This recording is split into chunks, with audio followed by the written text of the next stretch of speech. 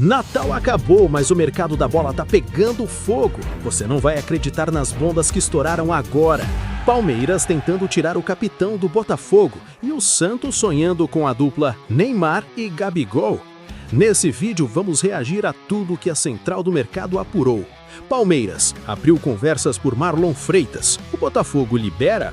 Santos, a novela da renovação do Neymar e a rachadinha de salário para trazer o Gabigol do Cruzeiro.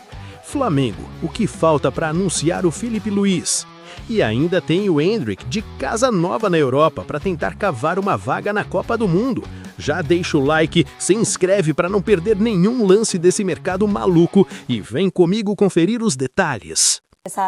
A contar um pouco, a debater e trazer também essas informações do mercado durante esse feriado de Natal, essa semana de dezembro e também até o início de janeiro, um pouquinho dessas movimentações, quando os clubes já retornam também, os jogadores retornam para o próximo ano do calendário brasileiro. Minha amiga Ana Flávia Nunes também está de plantão neste Natal, também acompanhando as notícias. Eu gostei da valorização, estamos ao vivo. Não, importante deixei claro, ressaltar. Para você não estar aí na sua casa achando que a gente gravou mais Tem que cedo. reforçar isso aí 6 horas mesmo. e 2 minutos nesse momento. Estamos ao vivo aqui no Sport TV. Tudo bem, Aninha? Boa tarde para você. Boa noite já, minha amiga. Tudo bem, gente? Feliz Natal para vocês, para todos que estão acompanhando a gente. Assim como a gente, o mercado da bola não para, né? E a gente traz um pouquinho das últimas atualizações. Já vou chegando, já vou começar largando a seguinte notícia, tá? Palmeiras tem interesse na contratação do volante Marlon Freitas do Botafogo e abriu conversas já essa semana, tá? Nossos colegas do GE. Globo, que também não param, ouviram do Botafogo o seguinte, que o clube não tem interesse em negociar o Marlon Freitas e que isso só ocorreria se fosse uma vontade do próprio jogador. A gente ainda não sabe se o Marlon Freitas sinalizou que quer sair agora, né? Deu um sinal positivo para o Palmeiras, que não colocou nenhuma oferta na mesa, só abriu conversas mesmo. O Marlon Freitas, Camila, Pedro, ele tem contrato com o Botafogo até o fim de 2026. E a expectativa era de que agora, em janeiro, as duas partes sentassem para começar a conversar sobre renovação. Então, a gente vai ter que ficar de olho nas cenas dos próximos capítulos para entender como é que vai evoluir esse interesse do Palmeiras no Marlon, viu, amigos? Não tem como pensar nessa negociação, Pedro, sem lembrar de 2023, né? Acho que todo mundo certamente vai fazer um pouco referência, porque naquela virada que o Palmeiras tem sobre o Botafogo, o Marlon ficou muito marcado até ali. A piscadinha. Pela piscadinha, né? Mas depois disso fez um 2024 muito bom, importantíssimo para o Botafogo conquistar tudo que conquistou no ano passado e tem muito respaldo, tem muito valor dentro do elenco do Botafogo.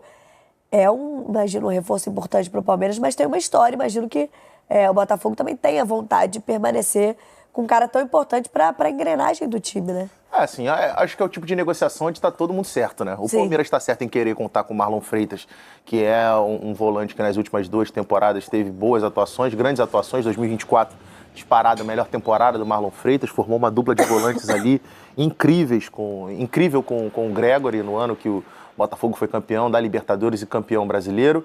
No ano passado, acho que sofreu um pouco até com a irregularidade do que foi o ano do próprio Botafogo, mas é um jogador que se notabilizou aí por estar na prateleira ali dos principais da posição. E o Palmeiras tem uma necessidade de algumas reposições, a saída do Aníbal, já tinha perdido o Richard Rios no meio do ano e sofreu um pouco com isso. O Evangelista, que tinha encaixado bem no time, se machucou, tanto é que o Andréas Pereira, que inicialmente estava jogando mais como um meia, mais centralizado, tem que recuar para jogar de um segundo volante. Então, o Palmeiras pensando, obviamente, em qualificar o seu elenco da melhor forma. Então, da parte do Palmeiras, é perfeito pensar em buscar um grande jogador. Para o Palmeiras, e do Botafogo, talvez o primeiro volante não seja, nesse momento, mais escasso do que essa segunda posição de meio campo? Que o Marlon, acho que ele pode fazer as duas. Ele pode encaixar, obviamente, dependendo ali da maneira com que o Abel for jogar. Eu acho que o Abel pensa muito num cenário ali de jogadores de várias posições ali. Então, acho que o Marlon ele pode tranquilamente encaixar, dependendo com a dupla de volante que ele for, que ele vá formar. Então, assim, na parte do Palmeiras é absolutamente plausível você querer qualificar o seu elenco com maior a quantidade de qualidade que você puder. E do lado do Botafogo, obviamente, está no lado de negar, né? Do outro lado pode querer. Agora, o Botafogo, obviamente, não vai querer liberar um jogador dessa importância, né? Um capitão do time, uma referência técnica, uma referência também de liderança dentro desse elenco do Botafogo, então da parte do Botafogo também tá certo em dizer não. Agora, o que a Ana disse, a partir do momento que é a vontade do jogador, se for a vontade do jogador de aí querer... tudo muda, né? É isso. E aí também é só o Palmeiras chegar lá e pagar o montante referente à multa rescisória. Inclusive, eu falei, né, que não tem ainda uma proposta oficial, mas os nossos colegas setoristas apuraram o seguinte, que a negociação ficaria ali em torno desse valor que a gente está vendo aqui na tarja, 5 milhões de euros, o que na cotação atual dá aí cerca de 32 milhões de reais. É um valor até, considerando, né, a posição do jogador, acho, e os valores que o futebol brasileiro vem praticando também nos últimos anos, me parece um valor razoável, não parece nada também muito acima. O Marlon também não é mais um garoto, né? Sim, dessas cifras que a gente vem acompanhando cada vez maiores dentro do mercado, principalmente se tratando de Palmeiras, né, que é um clube que investe muito e gastou nessa última temporada muito dinheiro para montar um elenco capaz de disputar as principais competições. A minha pergunta é em relação ao Marlon, assim, claro que a gente, não serei eu a dizer se o Marlon, qual a escolha que ele deve fazer, né? Essa é uma escolha de carreira do Marlon Freitas, mas tentando fazer esse exercício, assim, do jogador, o Botafogo contrata um técnico novo, o Anselmi, que a gente conhece mais recentemente do Porto, mas pelo Independente Del Valle também foi onde ele conquistou os principais títulos de uma carreira curta de treinador. Faz sentido olhar para o Palmeiras como um time mais pronto do que talvez o Botafogo, mais uma vez, passando por uma reformulação? Assim, eu acho que é uma questão do Marlon sentar, obviamente, com os dirigentes do Botafogo e entender o que o Botafogo tem de projeto para o futuro. Eu acho que a contratação do Martin Anselmi é um aspecto positivo com relação à ambição, porque é um treinador muito jovem, mas é um treinador que busca um tipo de jogo ofensivo, agressivo, não é um treinador exatamente barato, é um treinador que está vindo da Europa, foi demitido lá, mas que teve a sua experiência no mercado europeu. A gente tem vários treinadores tarimbados aqui na América do Sul que não tiveram essa porta de entrada de treinar um Porto, por exemplo. Ele estava na Copa do Mundo de clubes com o Porto, foi uma campanha ruim do Porto, mas ele está lá. Então, assim, eu acho que a contratação do Martin Anselmi é um ponto positivo para o Botafogo, pensando em vislumbrar, né? Em vislumbrar algo grande dentro da temporada, na sequência do projeto que era o projeto do Botafogo em 2024, e aí teve essa instabilidade em 2025, e eu acho que a expectativa é que a gente veja em 2026 um Botafogo novamente agressivo também, até em questão de mercado. Então, eu acho que é uma questão do Marlon, se entrar com os dirigentes do Botafogo, qual é o projeto?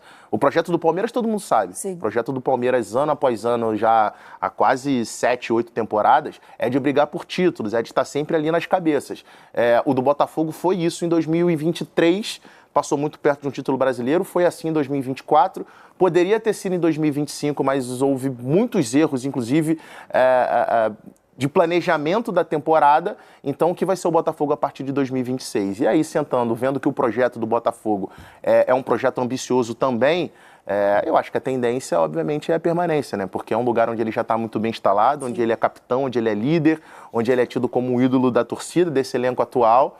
Mas é isso, o que vai ser passado de projeto para o Marlon Freitas pensando na temporada de 2026. Porque a gente está falando de um Palmeiras que tem um treinador também que tem uma confiança e uma estabilidade. Acabou que o Botafogo não entregou os seus treinadores na última temporada, principalmente. Né? A gente agora vai ver como será o trabalho do Martin Anselmi, do novo técnico, já confirmado, dessa vez pelo menos rápido, né? Botafogo já começa a temporada com técnico. Aprendeu que não dá para começar o ano em abril, né? Ainda mais agora que o brasileiro começa 28 de janeiro. Não dava, ano passado, essa temporada ainda, calma que ainda não estamos em 2026. Quase. Já virei, já tô na última temporada, ainda esse ano.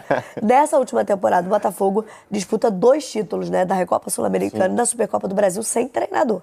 Esse ano já tem o Martin Anselmi confirmado como técnico para a próxima temporada, que de repente o Flamengo estava esperando para anunciar um presente de Natal para o torcedor aí, a renovação com o Felipe Luiz. Tô achando que se bobear essa novela vai passar do ano novo, hein, minha amiga? Fica pro Réveillon.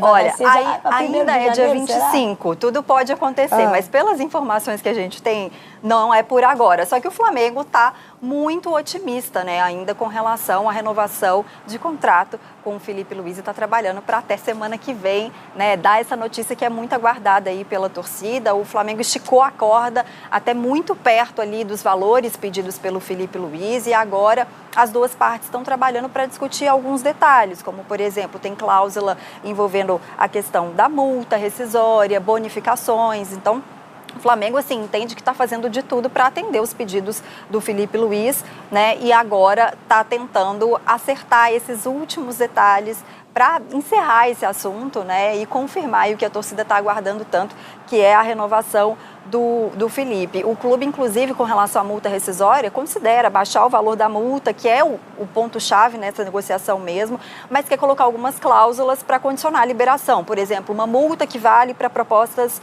oficiais de clubes da primeira divisão da Europa, que a gente sabe que é o sonho do Felipe Luiz treinar um time da Europa. Então, tem alguns ajustes que o Flamengo está fazendo e espera, então, resolver isso até o fim do ano, para começar o ano já com esse cheque que é importantíssimo, né? Sem dúvida, né? O que a gente acabou de falar, do Botafogo já ter um treinador para a próxima temporada, no caso do Flamengo já tem, né? Me parece muita segurança dos dois lados de que essa renovação vai ser costurada. Acho que os detalhes que me parecem ainda não muito alinhados. Tem até lá no GE. Globo uma apuração dos colegas de que essa, como a Ana trouxe, né, essa esgarçada, digamos, né, do Flamengo em tentar atingir os pedidos do Felipe, gerou já um certo mal-estar. Mas acho que não consigo ver, Moreno, não sei se é a tua impressão, algum risco do Felipe não continuar sendo, pelo menos no início da temporada, o treinador do Flamengo.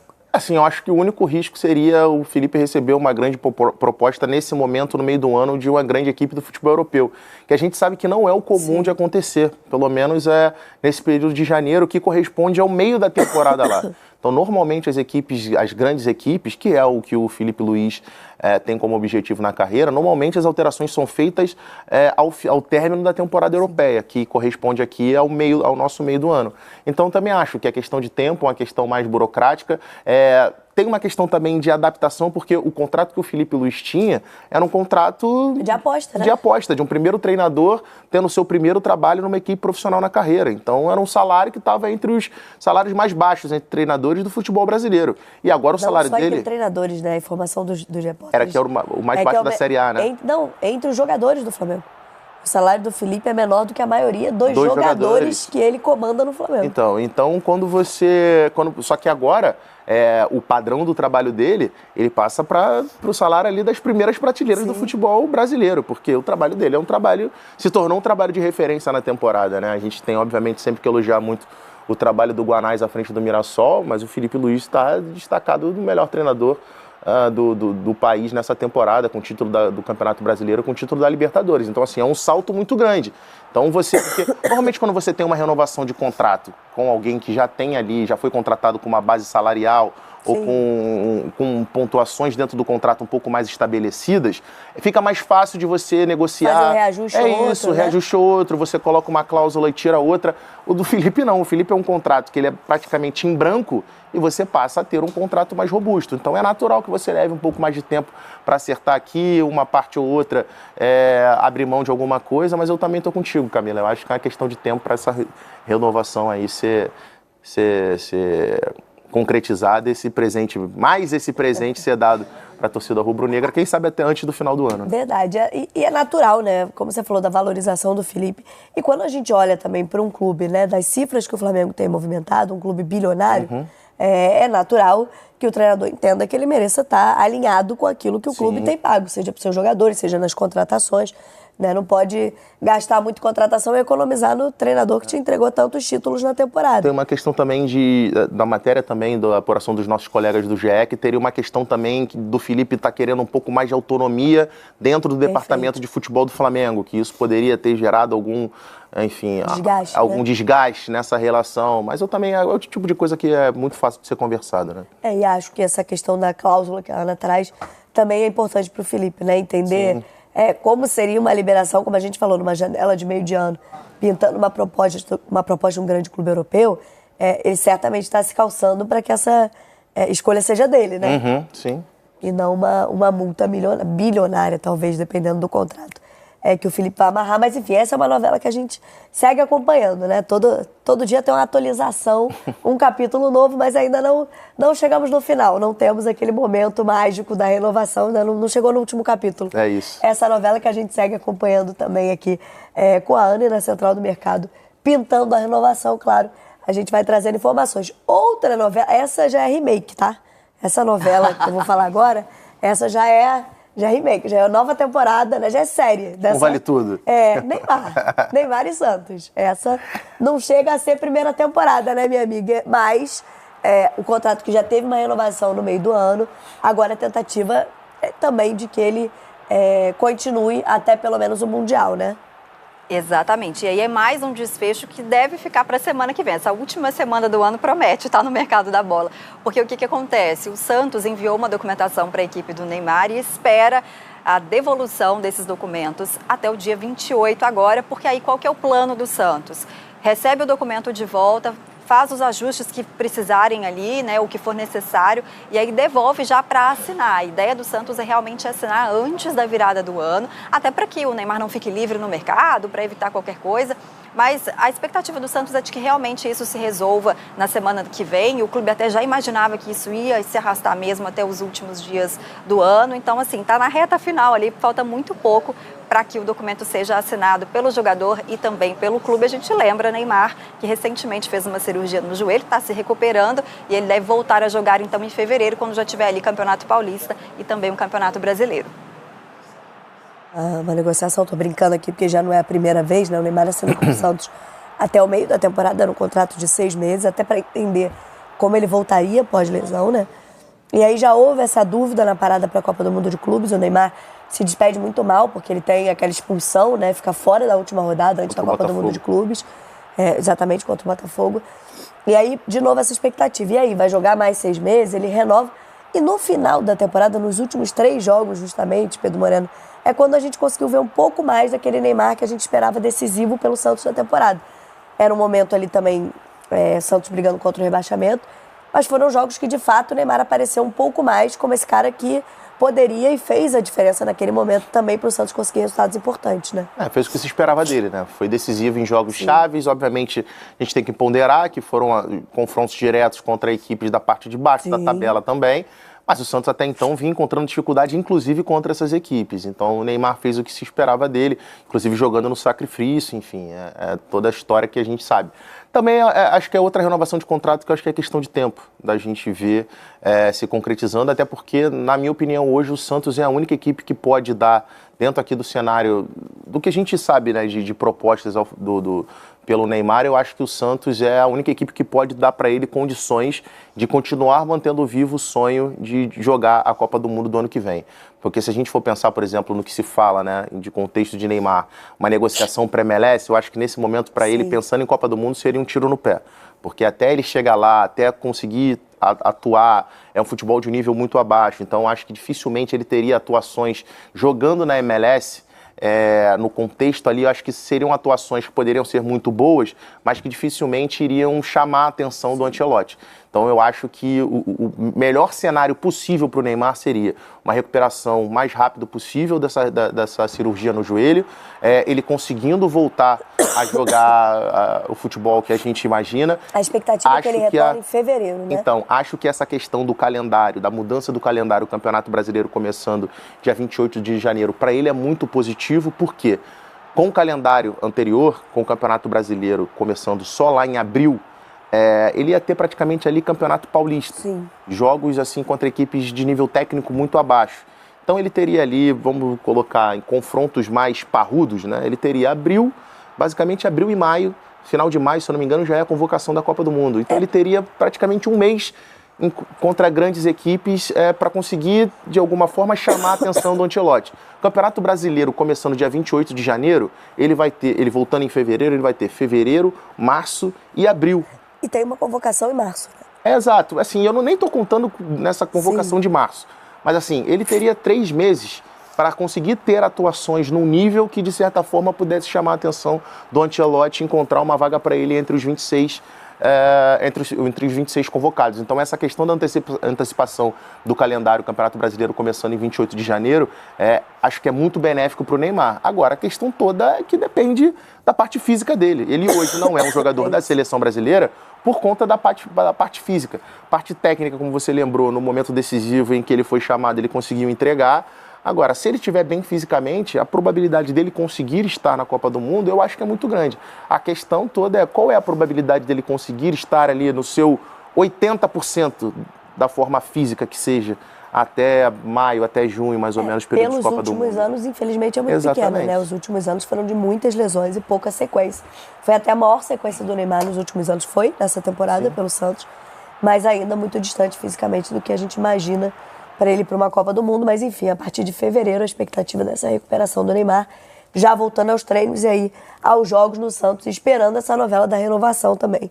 Se terá contrato já em vigor a partir da próxima temporada. E aí, quem sabe a gente pode ter em 2026, Ana, de novo a dupla Neymar e Gabigol no Santos?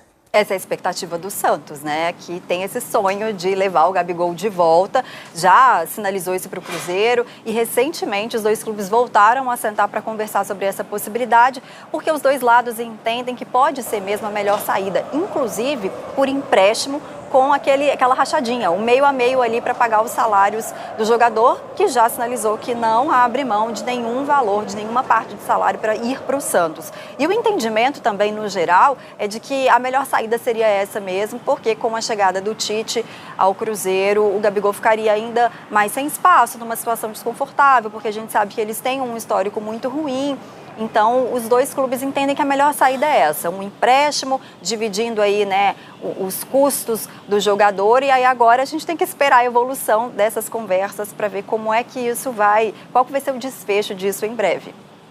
A questão é que a rachadinha do Gabigol é uma rachadinha cara. Não é qualquer uma, né, meus amigos? Porque é tipo você pegar a corrida de aplicativo em dezembro. É isso. Dividir por 2 ainda fica difícil, amigo. É mais ou menos o salário do Gabigol. Porque o que se fala, né, o que a gente tem de notícias é que o salário do Gabigol no Cruzeiro gira em torno da casa dos 3 milhões de reais por mês. Sim. Então, por mais que você divida meio a meio que seja, é 1,5 milhão para cada um, amigo.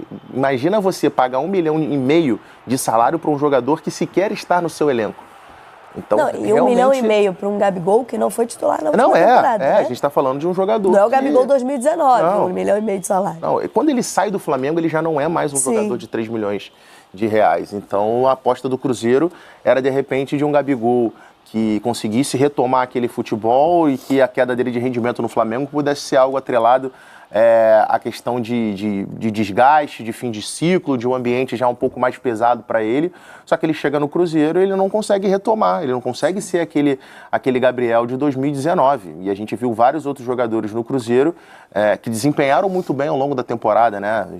Vou nem citar o Caio Jorge aqui, que é o artilheiro do Campeonato Brasileiro, mas Matheus Pereira, Christian, Wanderson, que acabou se machucando no meio do caminho, mas Lucas Silva, vários outros jogadores tiveram uma grande temporada em um trabalho que é, assim, coletivamente muito coeso. Então, assim, quando você, para um jogador que está buscando o desempenho da melhor forma, recuperar o seu futebol, o melhor cenário é você encontrar um time que coletivamente funciona muito bem. E o Gabriel estava num contexto de um time que coletivamente funcionava muito bem e ele individualmente não estava conseguindo performar. Então, assim, talvez a mudança dele para Santos, voltando entre aspas, assim, para casa, né, para o lugar onde ele foi revelado, a amizade dele muito próxima com o Neymar, talvez ajude. Agora, a questão é que tem um imbróglio aí, assim, muito considerável para poder resolver. Porque a gente está falando de valores que são muito altos. E o Santos tem toda a dificuldade financeira, precisa abrir espaço mesmo nessa folha para receber um jogador como o Gabriel. Aí a gente vai ter que saber qual o tamanho dessa amizade, né? A não ser que o Neymar, de repente, coce o bolso. Mas peraí que eu divido também, né? Se dividir para 3, de repente fica um pouco mais fácil. Porque ainda tem mais um atacante que pode pintar também, né, Ana? Pensando aí. No Vojvoda, querendo agora outro momento de temporada, né? Assumiu o Santos ali na briga contra o rebaixamento, permaneceu. Agora o Vojvoda pode ter outros reforços ali, mais opções para o time. Por isso mesmo o Santos está de olho no Rony, do Atlético Mineiro, e o Atlético abriu conversas mesmo com o Santos. Está tudo ainda muito no início, o Santos entende que seria mais viável um empréstimo, mas essa conversa ela está caminhando aos pouquinhos, né? E porque o Santos tem as prioridades também, mas os dois clubes estão conversando e vendo ali questão de salário, se vai ter mesmo essa possibilidade de empréstimo. A gente lembra que o Rony tem 33 anos, chegou ao Galo nessa temporada, né, por cerca de 36 milhões de reais. Ele fez 63 jogos no ano, marcou 13 gols, foi vice-artilheiro do clube. Até vou perguntar para vocês se vocês acham que é uma boa o Rony no Santos. Assim, tem uma questão de reposição, né? Sim. Porque o Guilherme está de saída para jogar no futebol dos Estados Unidos, então tem uma necessidade de reposição. o Guilherme, que assim, a gente pode questionar aqui a qualidade técnica, tudo mais, mas assim, foi um jogador que nas últimas 2 temporadas foi importante para o Santos. Sim. Em vários momentos, né? Tinha começado muito bem essa temporada, sim, né? Ele chegou a ser artilheiro do Campeonato Paulista. Na Série B foi o melhor jogador do Santos na temporada. Mas, assim, é um jogador que tem as suas limitações. O Santos ainda conseguiu uma venda agora para a MLS, então precisa da reposição. Acho o Rony, o nome em si, acho um jogador bem indicado. Agora vai esbarrar exatamente na questão financeira, porque o Rony é um jogador que tinha um salário alto no Palmeiras, se transferiu para ter um salário alto no Atlético e acho pouco provável que se transfira para o Santos recebendo um salário muito abaixo do que vinha recebendo. Então a questão é essa, até onde o Santos pode colocar a mão para conseguir reforçar o seu elenco, entendeu? Então, de repente, pelo salário ali, abaixo do salário do Rony, você... conseguindo pesquisar, captar um pouco mais no mercado, de repente você pode encontrar jogadores de nível técnico parecido que Sim. recebam bem menos do que o Rony. Isso eu acho que você pode encontrar. Agora, o Rony em si, como nome, eu acho que é um nome que pode encaixar bem ali no Santos. Os cálculos do Santos certamente será um a trabalhar bastante. Sim. Nesse momento. Quanto menos dinheiro, mais criativo você tem que ser, né? Exatamente por isso. Quem tem mais dificuldade financeira precisa trabalhar para pesquisar muito e encontrar boas soluções. Quem está apresentando uma ótima solução, né? Hoje a gente teve uma apresentação oficial, digamos, para os torcedores, porque o Endrick, jogador brasileiro, está de casa nova nessa temporada, né?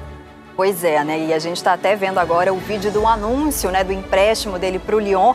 Esse vídeo, gente, viralizou, já está com mais de 18 milhões de visualizações e realmente causou grande impacto, né, esse empréstimo dele. O Real Madrid já deixou claro que não quer negociar, né, o Endrick, que é só realmente um empréstimo, né? Ele vai vestir, então, a camisa 9 na França, é um empréstimo que vai custar 1 milhão de euros, cerca de 6 milhões e meio de reais, e a expectativa é de que ele se apresente agora semana que vem, dia 29 de dezembro. E esse vídeo aí que a gente está vendo, né, dando as boas-vindas para o Endrick, que realmente deu o que falar, não para de viralizar, né? E aí também muito se discute, né, sobre ser uma boa oportunidade para ele, que estava sem espaço no Real Madrid, e agora vai tentar aí retomar espaço, bom futebol, né? A gente, inclusive, está prestes aí a ter Copa do Mundo. A gente falava muito anos atrás, né, como a gente acreditava no Endrick presente na nossa seleção, e tudo foi mudando, né?